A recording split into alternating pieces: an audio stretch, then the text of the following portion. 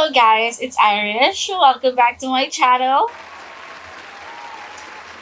Okay, so I am so sorry if I have not posted for a while after my first two videos because I got sick. Boo, you whore. So I think this is gonna be a normal occurrence where my flashlight will go out. And I hope you can hear me better because I am using a microphone. And I am using my other phone to record this audio. So I hope I use it, you know. So for this video, as you saw in the title and the thumbnail, I will be doing the booktube newbie tag. So there's a bunch of questions that you have to answer as since you're a booktube newbie. So as I said, I am using both my phones to record. So we're doing old school Blue's Clues notebook here, you know. All right, so let's go to the questions and start the tag. So first question is, why did you start this channel? So for me, I started this channel as an avenue for me to share my love for books. It sounds super cliche, but it is true because I don't know, I maybe this is what works for me. And I tried being a better reviewer on Goodreads, but it's not working out. I don't think that's what's for me. Maybe making videos is what it is for me because I have been wanting to do this for so long. As I've said in my first video, I have so many drafts of videos. Literally every time I try to film a booktube video, I stop midway because I get scared, I get hesitant. But since I started this now, I'm not gonna stop. I just got sick, guys. I am so sorry. And also, I am so bad with keeping the communication alive with people I've met on the internet over books, over fandoms. So I hope this is an avenue for me to try my best and try to be better with keeping people in my life. And I hope that I get to meet people through my YouTube channel, you know, that we both enjoy books. And it would be so amazing to meet somewhere from different continents of the world if that would ever happen. Because I live in the Philippines, I live in Asia. So the possibilities are endless. So let's move on to the next one is, what are some unique things you can bring? First, as I've said, I am a Filipino. So I would want to share the experiences of being a reader in the Philippines as compared to probably what people have been seeing in the mainstream media. And also, I am an individual person with different thoughts. So I think I don't have a lot of unpopular opinions, but I hope my opinions will give people to think about so that we can start a discussion. And I also love doing I also love doing reading challenges. There you go, reading challenges. Every time I see a reading challenge from other people, I'm like, oh, that sounds so fun. It would be nice if I could record myself doing that and see how I would be doing and how accountable I would be if there's a camera. Because I would start and I would stop, and then I would start and I would stop, and I don't want that anymore. And I also want to read more books written by Filipino authors, which I have not been doing and I should be doing. And I want to bring more Filipino books out in the booktube community. Because in Facebook and Instagram, a lot of people are already talking about Filipino books, but I don't think there are a lot here in YouTube. Not that I've seen, correct me if I'm wrong. So I would want to be doing videos about that as well. Okay, next is, what are you most excited for? I don't want to repeat myself, but I'm most excited for the people, the community, sharing our love for books and getting to talk to each other about how we think, if we like a book or not, getting to dissect a book in the comment section. Like, oh, I love this book, I love that book, I hate this book, I love this book. But I'm so excited for those interactions with people on the comment section. So I hope that happens. I know it's a little bit of stretch, but I hope it happens. I am also excited to be able to read more because I would also be sharing my reading with you guys. Not that I'm putting the pressure on me, but this might be the way for me to read more.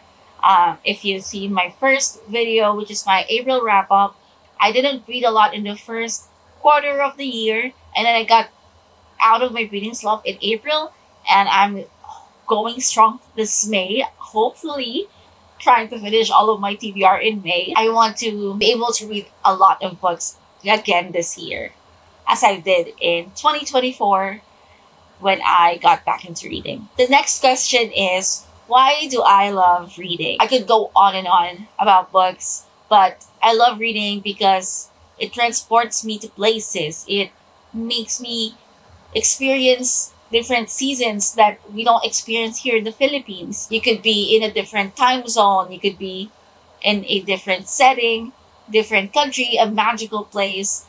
You could be anywhere while you're reading. Your imagination will take you places, and that's what I love about reading so much, is that you get so much out of it. Your vocabulary expands. There are a lot of words that I learned having English as a second language through reading, and that helped me so much in my academics. Also, I've always loved reading, and yeah, I love stories. I love reading stories. I love hearing about stories and getting to hear about different worlds that other people created, and wonder how they could create such an amazing thing is truly one of the wonders of reading. That's the reason why I love reading. I love to get transported to anywhere, anytime. Okay, so the next question is, what book got me into reading? Okay, so if I would be talking about my childhood, it would probably be the alamat stories growing up. I don't know what that is in English. I don't know. I can't find the word for alamat in English, but it's a story of how a thing came to be. Oh my gosh. Okay, so like I remember the story of the pineapple. It's about a girl who um does something wrong, or like says a lot of things, and she's looking at people differently. So when she died, she became a pineapple. Oh my god, I think I'm watching this story. Okay. Okay, that's one. Alamat. It's mostly alamats. That's what I remember. I hope I'm right. I'll just put it somewhere here. If I'm wrong, I'm so sorry. Philippine alamat. But I do remember Alamat ni Maria Makiling. It's a mountain in the Philippines. They say that the shape of the mountain is like a girl that's lying down, and that she is the protector of the villages there. And also, I really remember the alamat about my hometown, which is Taguig. We were colonized by the Spaniards for 333 years. And during that time, the people that were living there, they were called Tagagiik. And the Spaniards were catching on. And then, with their accent, it slowly became Tagagiik, Tagagic, and then it slowly became Taguig, which is what it's called now today. So those are the types of stories that I was into when I was young, and also, of course, the normal fairy tale stories. But with me becoming an avid reader, of course, I wouldn't want to leave out the Wattpad, the Wattpad journey. I started reading fan fiction about One Direction in Wattpad when I was 11. This was during a time where I was reading mostly English stories, and I was not really that open-minded about Filipino stories in Wattpad. And I would also like to talk about this in another video about colonialism and its effects to the reading habits of Filipinos. Yeah, so I want to do a research type video about that. But going back, the novels, there are two novels that really stood out to me when I was young after that Wattpad phase. First is The Perks of Being a Wallflower by Stephen Chbosky. I read this when I was 11 and 12 years old, but I had a hard time getting into it.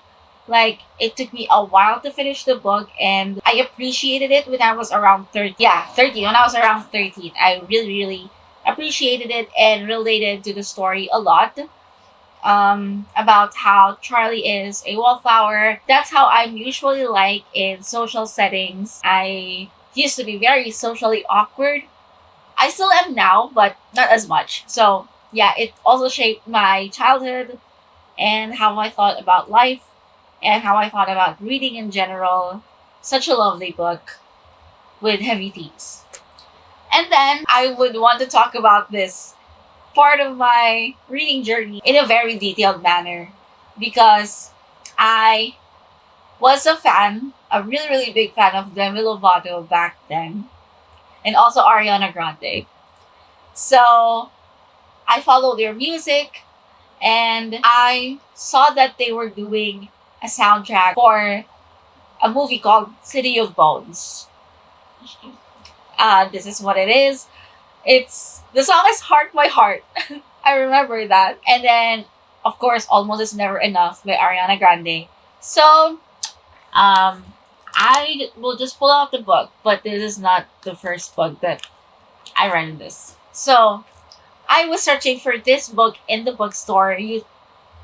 My light went out again. Yeah, I was searching for this book in the bookstore using my Christmas money to get the first book in the Mortal Instruments series, City of Bones. I didn't know that it should be this cover, but stumbled upon this book. It said Cassandra Clare. It had the author that I was looking for, book 1, and it had Mortal Instruments up there. And I was like, oh, this is book 1. And then I didn't know that it was a whole different series. And my obsession with William Herondale started there. It was such an accidental trip. I was supposed to get City of Bones instead of Clockwork Angel. But I am so, so very thankful of that happy accident. As Bob Ross says, oh my god, remember the time when everyone was obsessed with Bob Ross. Okay, this book got me into all the books that I read up to this day. I've broadened my horizons because of this book. I wasn't just reading Alamats and Wattpad stories, but I was reading full-length novels, even thicker than this book. I've been reading classics because of this book. I read A Tale of Two Cities because of this book. I wouldn't want to read A Tale of Two Cities if it wasn't mentioned in this book. Those are the books that got me into reading. Okay, so the next question is, what kind of books do I like to read? So as I've said, I love to read young adult, romance, fantasy, dystopian, all the fun stuff. And so as I said, a lot of genres opened up to me in 2024. So I've been reading Emily Henry. Emily Henry is an adult romance writer. I've been reading classics. I read The Count of Monte Cristo last year. I finished The Count of Monte Cristo last year. I've been also reading Dark Academia. I finished Demon Slayer, a manga series. And I want to really read Communicate because I finished the anime. And I want more. But I just haven't found the right way to read it. So yes, those are the types of books that I like to read. Okay, the next question is, where do I read? So, I read mostly in my room. Really. This room is my place of peace. That's wrong. I mean, that's right, but that's not what I wanted to say. My room is where I am usually at. I work from home and it's so much easier for me to read here at home. But I also love to read whenever I'm in the waiting lines. I love to read on my phone while I'm waiting. There are times where I would read a lot while waiting, but there are times where I just don't want to read on my phone for eye strain reasons. I don't have a Kindle yet. I don't know if I'm gonna get a Kindle. There are times where I go up to our rooftop. Sometimes I would read there if I want to bask in the glory of the sun, to finally get some fresh air and get out of my room. So I also love to do that. I tried reading in a coffee shop before, but I was with my boyfriend, so we ended up just talking. But I would also love to explore that through my booktube channel, to go to different coffee shops and try to read. And oh, I also am going to be doing a Pasig Library TikTok thing. I want to go to the Pasig Library because it just opened. So yes. And maybe that will be a new place for me to read. Next question is, what does my book collection look like? I won't be spoiling my next video because I will be doing a bookshelf tour after this video is posted. So maybe you can just like a sneak peek here. I have some fantasy, Greek stuff, Greek related books, romance, fantasy, Ali Hazelwood, more romance and fantasy, sci-fi, from Glass. I don't have the other books, but these are just some of them. The next question is questions that I would ask to my favorite booktubers. Honestly, I would want to ask about their time management because some of these people are working their own 9 to 5, pumping up content, having their own Patreon accounts, having to do contents for both of those, also managing a TikTok account at that. Honestly, salute and respect to every booktuber content creator out there. The last question is, what are the challenges that I would overcome? First and foremost, it's of course confidence issues. I haven't been doing this for a long time. I just started and I have to get used to the camera, get used to hearing my voice repeatedly while editing. Sometimes it grates on my nerves, but I know that I will get used to it in time. Other than that, maybe it's just time management, which hopefully I can overcome.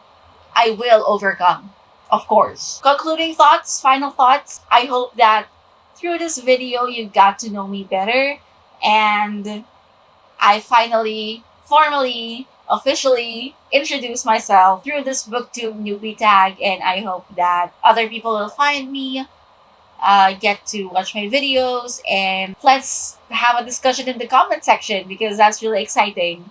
And look forward for more videos from me. If there are questions you want to know, you want to ask, you can just leave them on the comment section below. And I will also have my socials there. I will also leave my TikTok account. I'm also working on that, which is really, really fun for me. That's it for the booktube newbie tag. I hope you guys enjoyed. I hope that I become one of your new friends here. Let's spread our love for reading. That's all. Goodbye.